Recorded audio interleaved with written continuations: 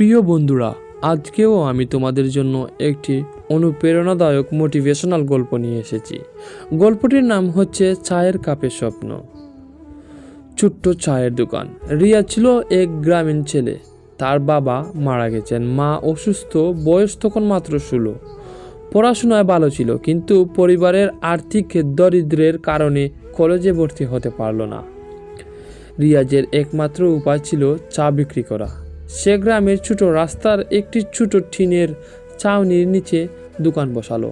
চায়ের কাপ বিক্রি করে অল্প টাকা উপার্জন করত।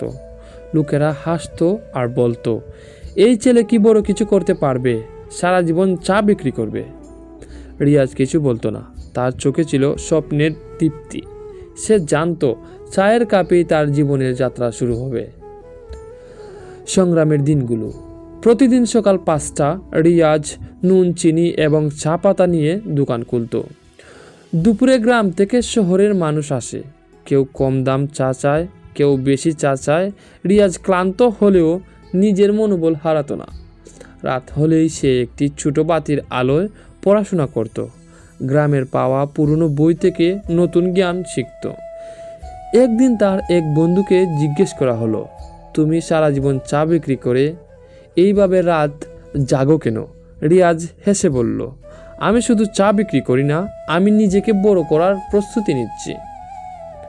প্রথম সুযোগ। একদিন শহরের একজন ব্যবসায়ী রিয়াজের দোকানে এলেন। তিনি মুগ্ধ হলেন চায়ের স্বাদ, পরিষ্কার পরিচ্ছন্নতা এবং রিয়াজের সেবার ধরনে।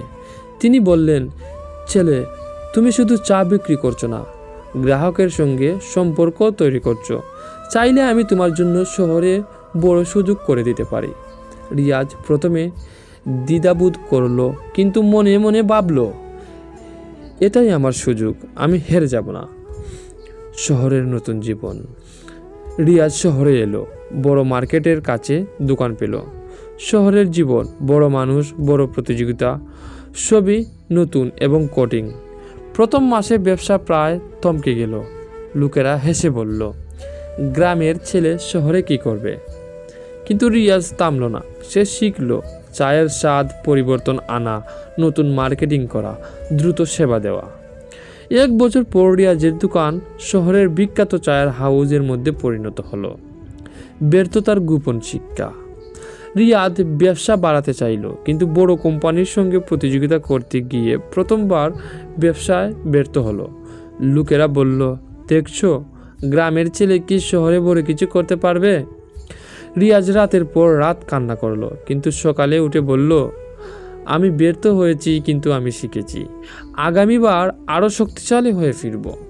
সে নতুন কৌশল আনার জন্য বাজার গবেষণা করলো, নতুন চার স্বাদ আনা, সোশ্যাল মিডিয়ায় প্রচারণা চালানো শুরু করলো। সফলতা ও সমাজসেবা। 5 বছর পর রিয়াজ শহরের সর্বাধিক পরিচিত চা ব্র্যান্ডের মালিক হয়ে উঠল।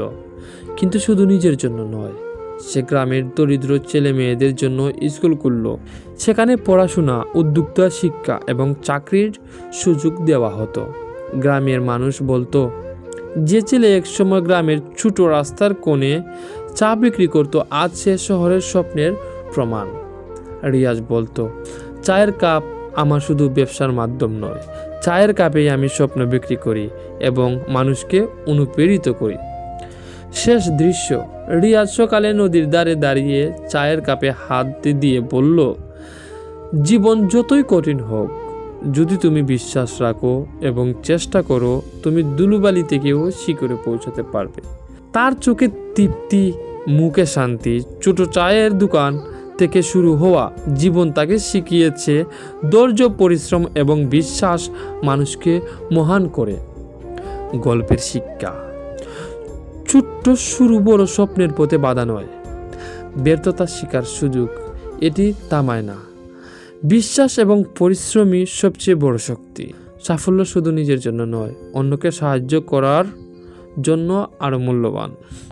তো আজকের ভিডিও এই পর্যন্তই। যদি আমার এই ভিডিওতে আপনি একটু হলেও অনুপ্রেরিত হয়ে থাকেন, তাহলে অবশ্যই আমার চ্যানেলটি সাবস্ক্রাইব করে পাশে থাকবেন এরকম নতুন নতুন মোটিভেশনাল ভিডিও পাওয়ার জন্য। ধন্যবাদ। আল্লাহ হাফিজ।